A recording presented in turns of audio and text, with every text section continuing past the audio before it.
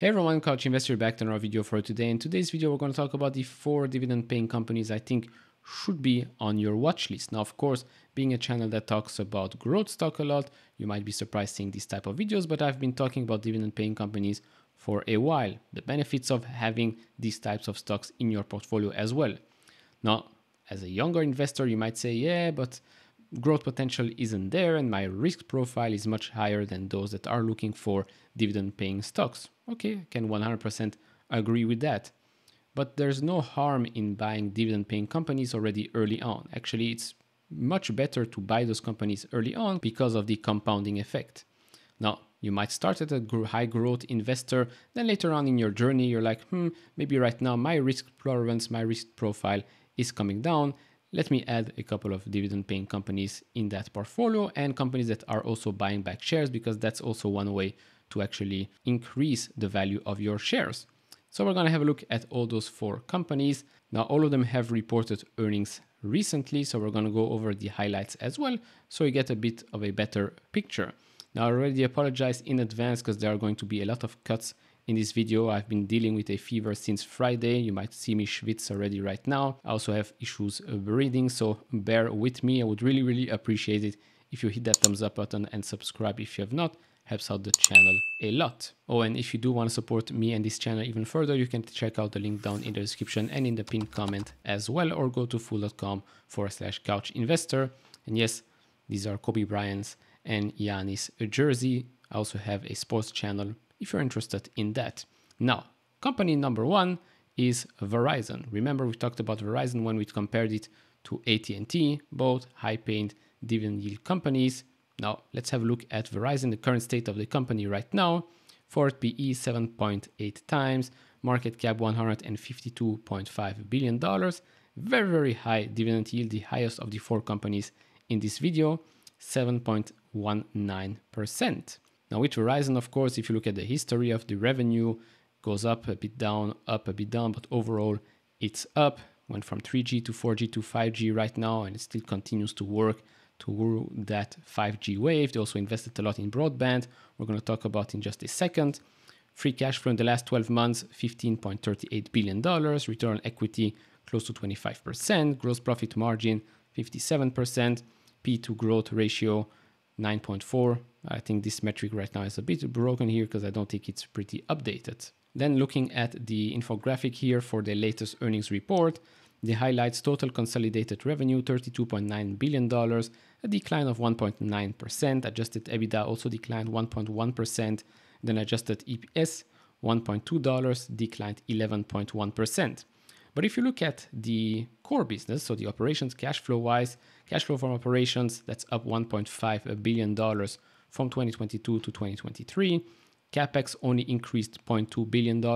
Free cash flow increased $1.3 billion, and then dividend paid stayed flat. And as I said before, with regards to broadband, they made huge investments there. It's going to bear fruits for years and years to come. They added 437,000 broadband net additions this quarter. Now, with a company like Verizon, like AT&T, these companies don't really care, or at least I view these companies as not really such a drag when the economy goes well or bad. Because either way, people will use the internet, will use their phone, will need companies like Verizon, right? So I feel these companies are not really that cyclical. Of course, this is just my opinion. You might disagree, you might agree. Let me know down in the comments below. Now, company number 2, we've talked about a competitor not so long ago in the 4 stocks, 4 companies to watch in the month of May, and that's Lowe's company. You know, we talked about Home Depot, and Home Depot might or might not be one of the companies in today's video. You'll have to watch a bit further to find out. So the current state of Lowe's companies, forward PE 15.2 times, dividend yield of just over 2%, market cap $123 billion. As for revenue, we've seen a huge jump in revenue in the last couple of years. Free cash flow in the last 12 months, $6.76 billion. Gross profit margin over 30%. PE to growth ratio 1.68, so not that bad.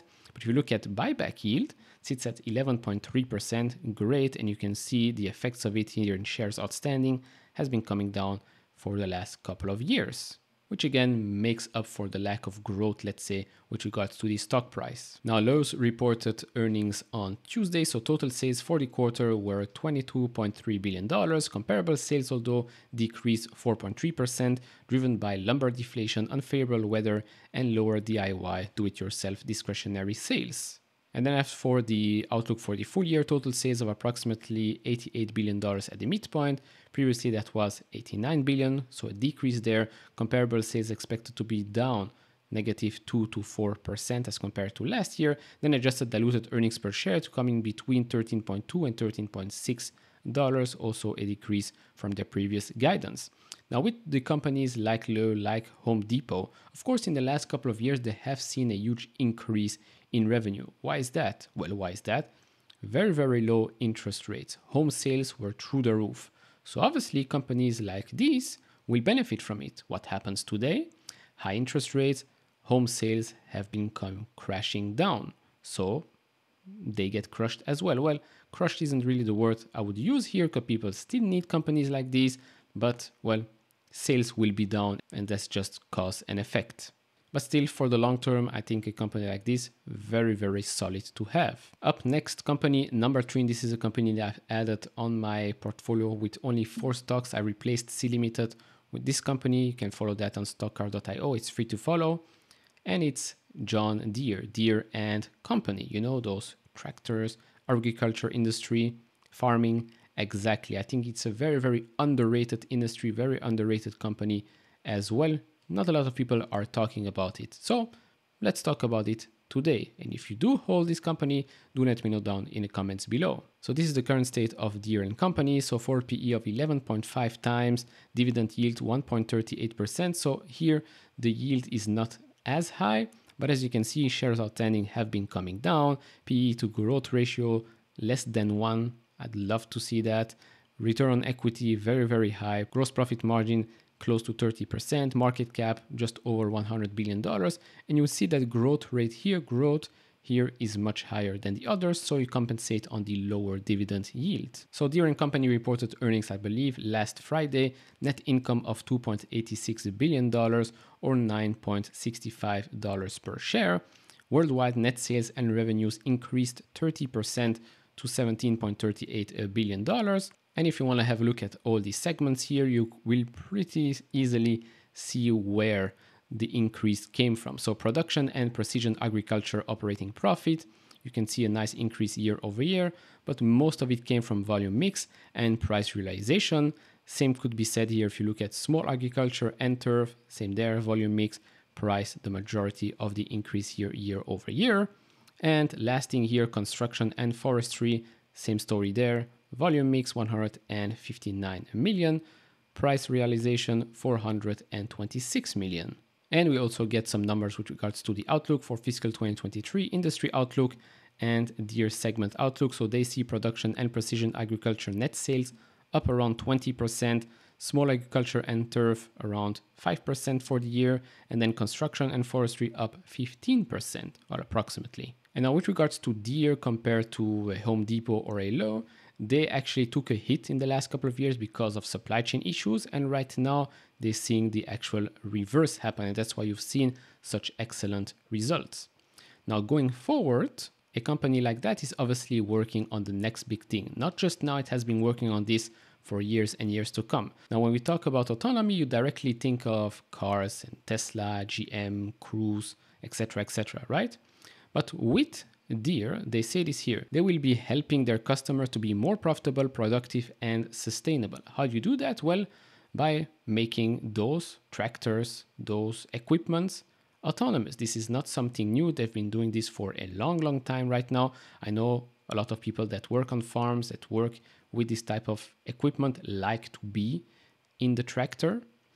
But when you talk about being more efficient, more profitable, doing a lot more with your time, thanks to autonomy, I think this will be extremely helpful. So don't sleep on these type of companies because they will and they are already in the autonomous game. And it's much less complicated than what Tesla and the others are doing. Because right now, basically, there are no other cars, no other bicyclists, etc., etc. It's basically a field sometimes even pre-programmed. Sometimes, yeah, you have birds and dogs and stuff like that, but pretty easy compared to the real world autonomous driving. And by the way, I don't want to simplify everything here. It is very complicated, but when you compare both, you get my point. And also, they've been automating things for years already. It's not just driving, it's collecting crops, calculating, stuff like that. By the way, if you want to learn more about farming, go on Amazon Prime, Clarkson Farm.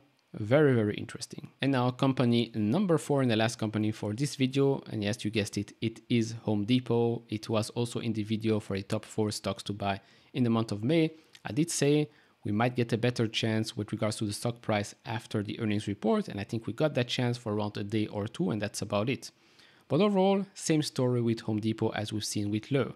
Tremendous company. In this case, this is how the company looks like today. Dividend yield 2.83%, forward PE 19.5 times, market cap higher than Lowe's, 200, well, close to $300 billion. Same story here, huge increase in revenue in the last couple of years. Free cash flow $13.1 billion. Then gross profit margin 33.5%, PE to growth ratio 1.12. Then shares outstanding, same thing here. Increase shareholder value by buying back more shares, paying out dividends. And yes, I got you if you want to compare Home Depot with Lowe's. Here, I got you, you can pause the video. Now with Home Depot, they reported earnings on May 16, so they reported sales of $37.3 billion, a decrease of 5.2% from the same quarter last year. Comparable sales were also down 4.5%, and comparable sales in the US decreased 4.6%. And yes, of course, they also talk about the lumber deflation that we've seen with Lowe's. Now, with regards to guidance, they say here, giving the negative impact of the first quarter sales for lumber deflation and weather, further softening of demand relative to our expectations, and continued uncertainty regarding consumer demand, we are updating our guidance to reflect a range of potential outcomes. So sales and comparable sales to decline between 2 to 5%, and diluted earnings per share to decline between 7 and 13% compared to fiscal 2022. Again, the story I explained before, these times right now will hit companies like Home Depot and Lowe's more than in the previous years. Just how the economic cycle works. But that does not mean that you should be taking this opportunity to look at those companies and maybe open a position in one of those. So to conclude, these are the 4 companies I picked for this month. Next month, I'll try and maybe look at other companies. If you have any suggestions, let me know down in the comments below. Currently, the only dividend paying company in my portfolio, funny enough, is Intel, but I am very, very much considering opening up a small 4 or 5 company portfolio that are purely just to pay dividends. Of course, I have to pay taxes on these dividend payouts as well, which sucks a little bit, but I think in the long term, it's completely worth it. So again, if you have some suggestions, companies you want me to look at, let me know down in the comments below. If you enjoy this type of videos, leave it a thumbs up, subscribe if you have not, and I'll see you all in the next one. Bye-bye.